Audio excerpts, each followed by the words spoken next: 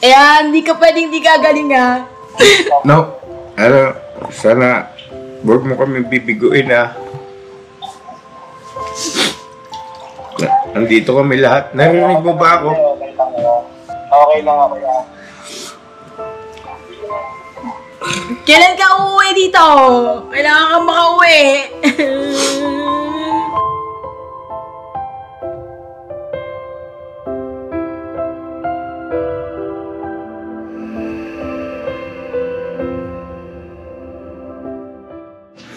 So na mga ka-business, about dun sa disgrasya na sinapit ni Burnok, isa sa mga kagwang natin ay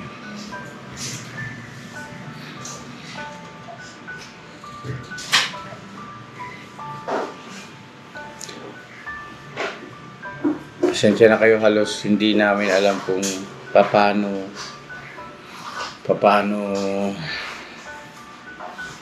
sasabihin.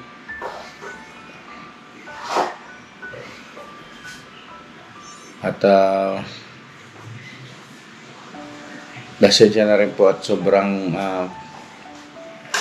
malungkot yung pinagdadaanan ng ka-business family sa ngayon. At isa sa mga kagawang natin yung na-disgrasya. Ngayon nga po, dun sa naging pahayag ni Boss Dave, yung ating editor, ayan, ay paliwanag niya doon kung paano ang nangyari, kung anong disgrasya ang sinapit ni Burnok. So, wala kaming tigil sa pagpipray. At from time to time ay tinatawagan natin yung mga kamag-anak doon sa East Avenue na nagbabantay sa kanya. Bilang lang po kasi yung pwedeng naando doon. At hindi po pwede yung maya-maya ay kinakausap din siya. So limitado talaga mga ka-business yung updates na pwede namin gawin para po sa kapakanan ng mga viewers nag-aalala kay Burnok. Wala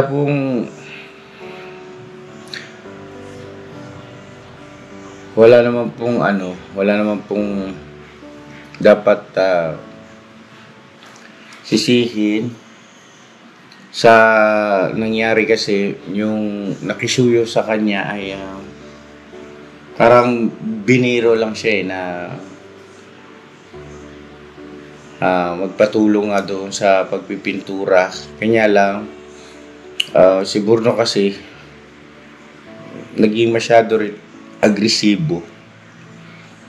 Siyempre gusto makatulong at sinaway din naman siya na pre, wag na, bukas na yan. Siya yung nagpumilit na gawin yung bagay na yon. At sabi nga ni Mrs. Ka-Business, kung sumunod ka lang sana sa sinabi ko na kumain ka muna, ay maaaring yun ang naging way para hindi mangyari yung ganoong disgrasya. Ganun pa man ay patuloy ang aming pakikisuyo, kiusap po na tuloy-tuloy na panalangin. Wala talaga tayong magagawa sa sarili natin Buhay, lalo pangat buhay ang nakataya. So, ito pong mapapanood yung video, ito yung kaninang umaga na tinawagan namin siya. At baka pag mamaya-maya lang po konti, nagagayak lang din po kami at sinusunod lang din namin yung gusto niya, yung gusto niyang kainin. So yun piniprepare nila Mrs. Ka-Business at mamaya ay pabiyahin na tayo papunta doon kay Burnok. Mga ka-business, kailangan namin kayo. Kailangan namin kayo mga business. Ang hirap. So, ito po yung update. Pagpasensya nyo na po kung hindi masyadong klaro kasi video ko lang po ito. saka po ano yun eh. May ano po yung ano niya, kanan. Kanang ng dugo. kanang bahagi ng Hematoma. saan na part po? Sa may kidney po. Sa may kidney, Sa may chan po. sa may tiyan. Chan. Yung sa kanan. Opo. Kaliwat kanan po yung dapat obserbahan. Opo. Tapos, ano po, yung kaliwang kidney, may punit po. May May punit. punit. Kaya iniiwasan pong maglikot-likot siya para hindi magdurugo. Ito po, sabi niyo sir. Pwede ba siyang makausap? Pwede? Baka naman bawal. Okay lang. Kung okay lang, tanungin niyo po muna. Wag nating kausapin kung hindi naman niya kayang sumagot. Okay. Kayang sumagot? Kaya ba? No, kaya magsalita, okay lang? Okay na. Okay lang. No, kaya mo yan bro, ha? Kaya mo yan, tol. Panatag lang bang loob, no? Oh, wag kang panghinaan ng loob, pambira kagwang ka Ha? Ano, pakiramdam mo, okay? Kaya naman, okay lang. Kiri-kiri. Ha? Oo, bira lang tol. Kaya natin yan, ha? Oo. Kaya, gagaling ka bro. Gagaling ka. Oo. Basta pagka kung ano yung payo ng doktor, sunod lang, ha? Ha? Yung puso Oo. isip ko masakit. Masakit? Oo. Tapos malakang mo. Medyo hindi ko na siya mabuhat. Oo. Kung una kaya pa Nayaan na pa ngayon. Hindi na. Oh, sige, kasi tol, ano yan parang bugbog din ano, tas yung kurinti pa. Pero, kumusta naman din sa part ng ulo mo? Sa part ng ulo? Wala naman. So, yun ang pinakamagandang balita, tol, nga medyo nakahinga-hinga tayo ng ano diyan. Kasi yun ang pinakadelikado kasi yung ulo So, salamat, bro. Pagpagagaling ka diyan, ha, magpagaling ka, ha? Dito lang kami. Ano ba yun? Nop.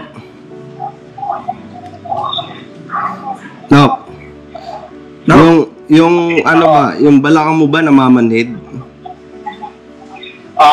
Yung balakang mo namamanhid? Balakang ko? Oo. Masakit. Masakit lang. Masakit. Nakadibdib ko. Nakadibdib. Tsaka dibdib niya.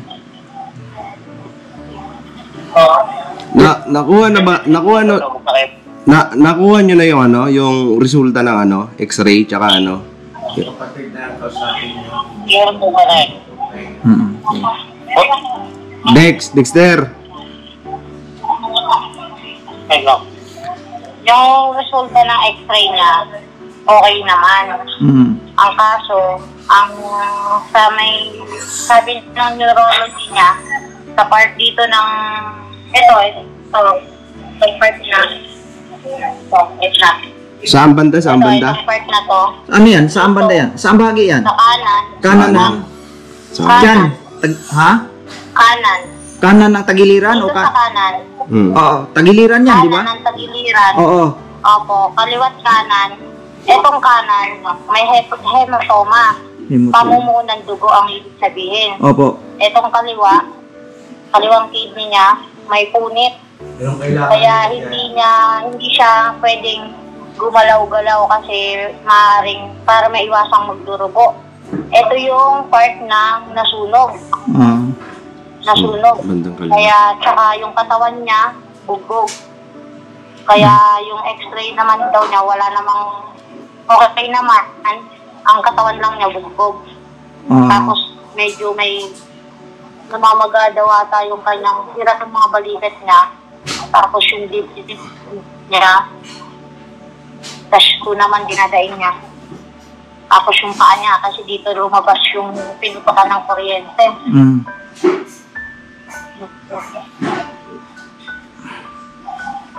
Paano Diyos? Yung kumusta naman yung paghinga ba niya? Hindi naman siya, yung bang hirap na hirap, hindi naman? Alin po? Yung paghinga ba niya, hindi naman. Alin po? Yung paghinga niya ba niya, yung paghinga, hindi okay naman. Hindi. Yung paghinga po niya, nung una, okay po, pero hindi po pwedeng walang oxygen. Bumababa. Oo, kasi normal naman. Bumababa po yung ano niya. Oo, normal yan kasi gawa ng mahina ang katawan. Pangapat na po ata namin itong oxygen eh. Ang bilis maubos. Normal yan, kahit yung sa akin, opera. Wala May pa, oxygen wala talaga, pa. pinapalalay. Wala pa pong magdamagan, nabis na agad. Tanungin mo. Ano pangalan niya? Dina po. Ate Dina, pwede daw po bang dumalaw na dyan sa kanya? Ano po? Pwede na po kaming pumasok para makadalaw? Pwede naman po para bawas na. Alam po ng tao. Pwede po lumabas si Kadexter. Tapos ako po yung may iwan. Tapos, pagkatapos po ng isa, pwede po lumabas ulit yung isa. Dadaan daw po si Kamet dito ngayon eh. Sabi ni Papa Bill. O, sige. Pero anong oras ang pwedeng dumalaw? Wala naman pong oras. Walang oras? Anytime po pwede. Anytime? Saan ba kayo nakaano? Anong floor? Anong floor kayo? Nagkat na po siya ngayon. Ha? Ano ba? Anong floor kayo? Ano ba? Saang floor? Wala pong floor. Angat lang po kami. Ang ER po. Okay. Pagpasok po, pag nasa may guard na po kayo, contact na po kayo, tapos namin po kayo. Pakanan lang. Wala pong parking sa loob. Opo, wala pong parking sa loob. Oo nga eh. Nakakakain ba siya? Pinakain po namin siya ng konting kanin. Tapos po nilaga. Yung sabaw po, nilaga. Tapos po gatas. Nalagang gam. Kasi po tinanong ko po sa surgery kasi po kagabi hindi po siya pwedeng kumain. Kasi kinuhanan po siya ng dugo. Every 6 hours po, kinukuhanan po siya ng dugo. Kasi bumababa daw po yung niya, yung mga tawag sa luma daw po niya, tsaka yung test niya. Tapos, dinadayin niya po, yung niya palagi. Simula daw po nung sinipis-stop siya. Kasi naano daw po yung buong katawan niya eh. Sumasakit na daw po palagi. Kasi bugpog po yung ligpit eh. Bugpog po. Kaya pati, sabi po ng neuro, may daraan po. Sabi po ng neuro, sumasakit po ang kanyang kagiliran, kaliwakat kanan po, pupuntahan po namin sila para may session silang pagsuburan. Sige. Ako nilalamig. Ay, nagkakaw na po. Yung pasyan, Ay lang po, may Ano daw yung kidney niya tinitirahan? hindi naman. Kasi punit daw, may punit.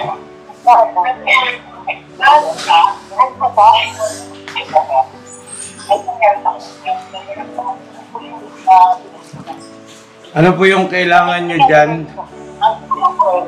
Adelina, magbigay daw po sila ng Gamot. Ay, wala pa nga. Pero wala namang Ha? Ha? Waiting po kami sa work. Wala pa silang room. Ano ba?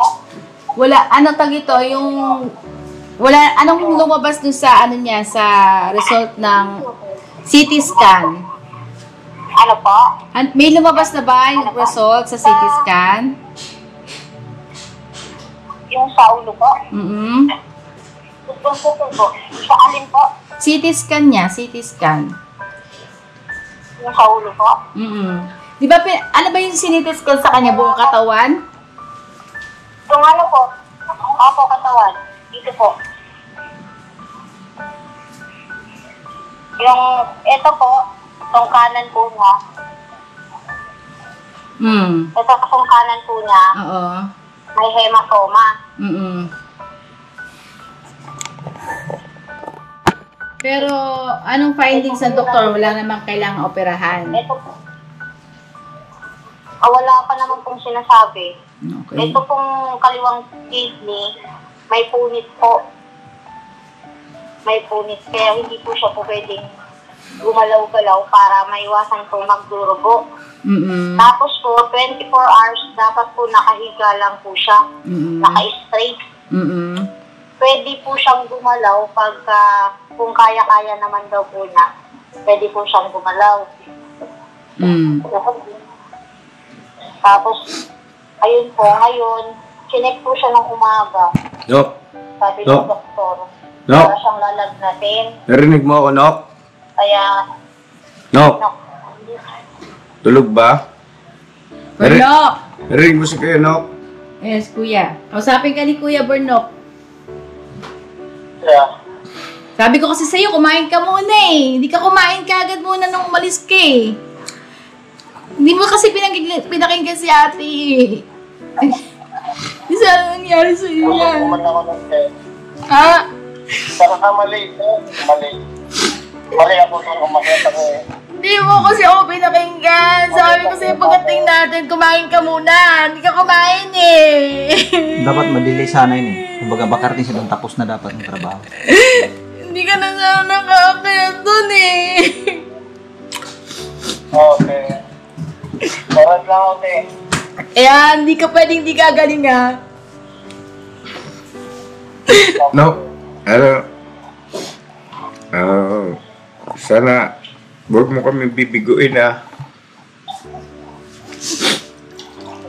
Nandito kami lahat. Narinig mo ba ako? Okay lang ako. Ha? Ano? Okay lang ako yan. Kailan ka uuwi dito? Kailangan kang makauwi. Okay lang.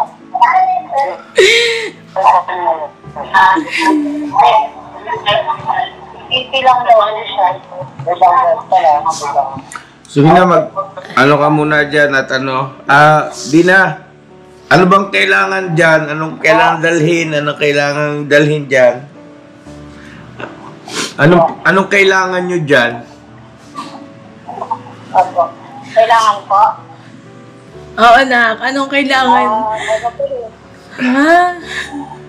Ano po, kahapon po kasi meron daw silang pinili sila mama. Halagang 2 pesos na lang po, 2,000 yung gamot. Hindi ko po, ano yung gamot yun. Nabili na ba? Tapos, kahapon daw po. Kaya naghagilap po si mama ng pera kahapon, 2,000. Tapos, yung budget ko nung pamangkin ko pang baon na 3,000, yun po yung pinastos ni mama. Dito kayo tumawag. Dito kayo tumawag sa amin. Dina. Sandali, makinig ka muna sa akin. Ha? Narinig mo ba ako? Magsasalita na ako ha. Ano man ang kailangan dyan tungkol sa pera, sa amin kayo unang magsabi. Ha? Sana maliwanag yan. Huwag niyong kukonsumin yung sarili niyo pagdating sa pera na kung saan-saan pa kayo lalapit, saan-saan pa kayo magtatanong. Dito kayo kaagad, kay kuya ka-business, kay ate ka-business magsasabi. Opo, salamat po. Ayaw kung sa ibang tao kayo magsasabi muna bago sa amin ha. Kami ang may karapatan na unang makaalam. Magagalit sa iyan si Burnok. Umiyak ako si Papa at Mama kami. Basta Dina, pakisabi mo kay Mama. Sabihin ka agad kung ano yung kailangan. Kasi tayo lang man din na magtutulungan para hindi na kayo maghahagilap kung saan. Hindi na ba problema? Hindi na sasama ang loob. Hindi na mangonsumi. Sige po, salamat po. At sabihin mo kay... Pero po kasi siya kailangan po namin ng cell. Pero yung friend ko po kasi bibisita daw po, kaya nagpasuyo na lang po ako ng cell. Bibili daw po siya, papunta na rin po. Ano yun? Salamat po, Doc. Nang? Anong? Temperature po, kailangan po namin ng temperature. Meron ako sa bahay. Temperature? Kasi ano po, Ano ba yung kanya-kanyang dala ng temperature? Kasi po kanina lang, ako sa kanya, kailangan umigit po siya. Makababa daw po sa niya step yung bill po niya, mabababa. Meron ka nang gagamitin? Ay, sabi po namin. Ano po? Meron ka nang gagamitin na temperature? Meron na po, nagpabili po ako. Yung friend ko po kasi dadalaw daw po siya. Sabi ko, pasuyo, baka may sobrang ampera dyan extra. Pabili naman ako ng 10 kasi wala kaming 10. Pupunta kami ngayon dyan. Kaya, sakto pa po siya. Malapit na rin po siya. Sabi po kasi ng doktor para mabisita po namin yung temperature, yung niya kung time to time. Kasi po kanina, normal pa lang naman. 37.8. 6. Oo. 7. Sinat lang po. Kaya pinalagyan po siya mata. Ngayon, may nag-check na sa kanya uling doktor? Meron nang nag-check ngayon? Opo. Ano pa? Normal po yung BP. Pupunta kami dyan. Ate Dina, pupunta kami dyan. Pupunta kami. Sige po. Pag dumudura ako si Burnok, may kasamang dugo. May kasamang dugo. Kasi po, baka po kasi yung yung namumong dugo niya. Pero meron na siyang tinitake na gamot. Meron na siyang iniinom. Wala po. Nilalagay mo sa dextrose. Sa dextrose. Okay. Liquid. Opo, sinasaksak po dito. Oo. Ay, po oras na tayo. Oras ito. Andiyan si mama mo ngayon? Nasa barangay po. Kasi po, kukuha po siya ng indigency, tsaka kailangan ko po rin ng barangay ID, kasi po lalakarin ko po yung patient niya para i-verify. Pero kailangan na ba yun? Hindi pa naman siya lalabas, di ba? Hindi pa naman Sa bandang huli pa yon. Hindi pa naman po, pero may step po kasi step 2 pa lang po ako eh. Galing na po ako sa social service. Yun po kasi yung nung admit po namin siya. Nung na-admit na po siya. Yun po yung pinapunta po ako sa ER, sa admitting room. Waiting po kami ngayon. Sa room, para sa room. Okay. Anong pwede niyang kainin? Sabi ng doktor po sa GS surgery po, normal na pagkain daw po. Pero tinurugan ko po siya ng kanin, tapos yung sabaw nga po, para hindi masyadong mag-gana namin. Kaya dinurog pa rin po namin para hindi masyado siyang mapwersa kumain. Kasi po, tinatanong ko naman po siya kung nahihirapan siyang lumanok. Hindi naman po. Hindi. May bigay naman na rasyon, ayaw naman niya kainin. Tsaka hindi ko namin pinakain kasi itlog po yun, malangsa po yun. Kaya yun. Ayaw niya lang po nang magsalita. Oo. Sa tingin mo, anong pwede... Dina, ano sa tingin mo pwede kong dalhin na pagkain para sa kanya? Ano sa tingin mo yung pwede naming dalhin na pagkain? Magapo yung kabukan dyan, pakulay. Normal. Anong gusto mong kainin, Nok? Nok? Ano gusto mong kainin? No. Yeah? Ano gusto mong kainin? Anong gusto mong kainin? Lugaw? Lugaw? Like, Ano? Salvador? Punta kami dyan, ha? Nok! Nok! Wag mo kong bibiguin, Nok, ha?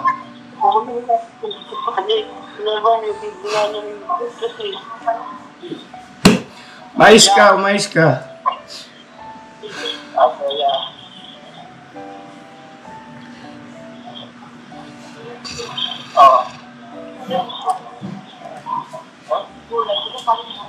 Para sa rutin niya ng kalabasa. Di na ano pwede ko dalhin. Ha?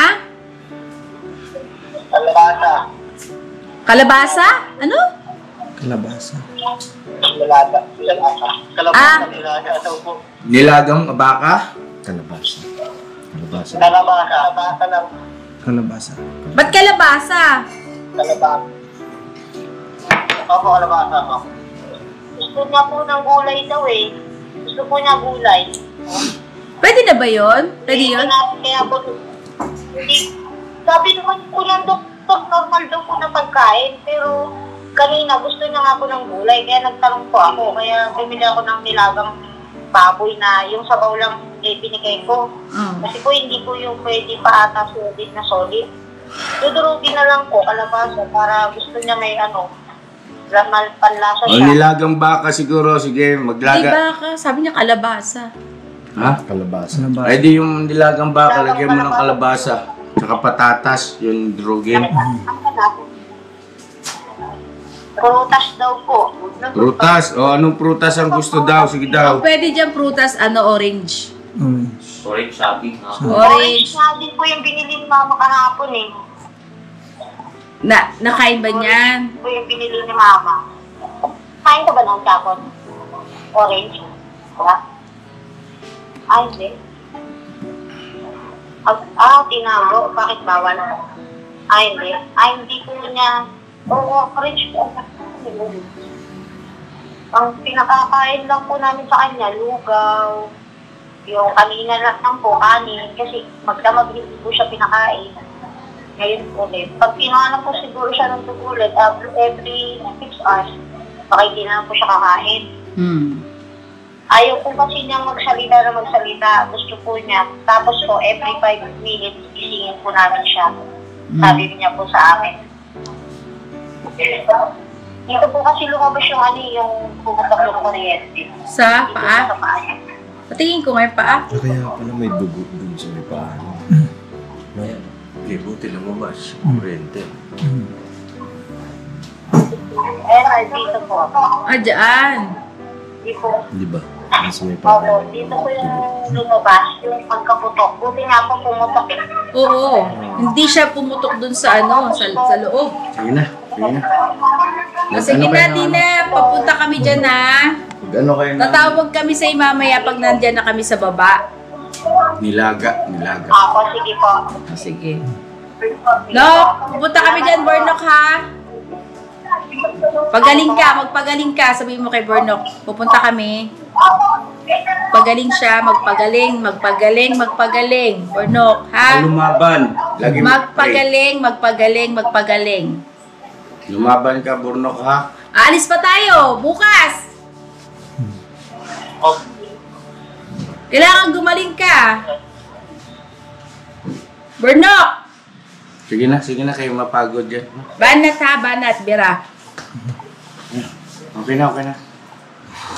Punta kami dyan.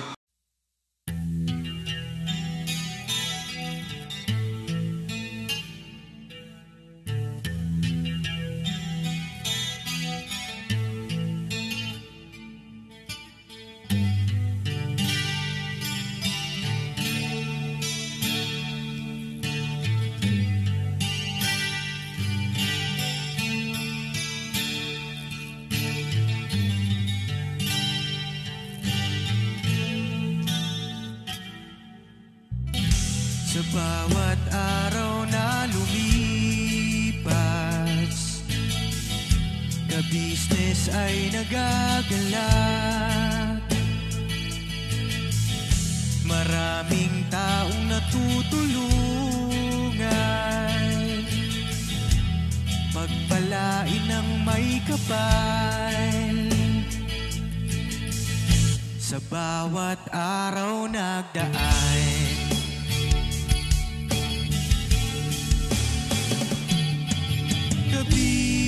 business, ka-business, Papa Dio, Steve, mahal kayo ng marami. Ang tuwa nila'y walang mapagsidlan. No.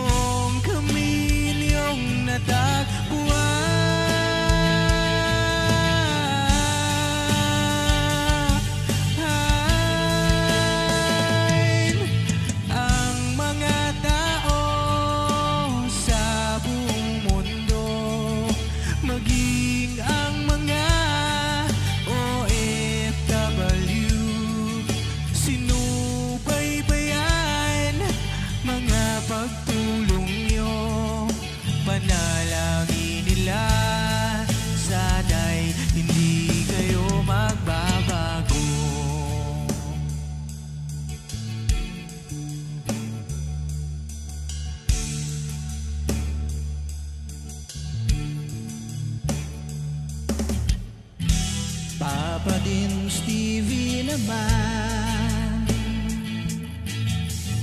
Scholarship ay nasimula sa mga nais mag-aral. Pag-aaral ay pahalagahan upang kayo'y magtagumpay.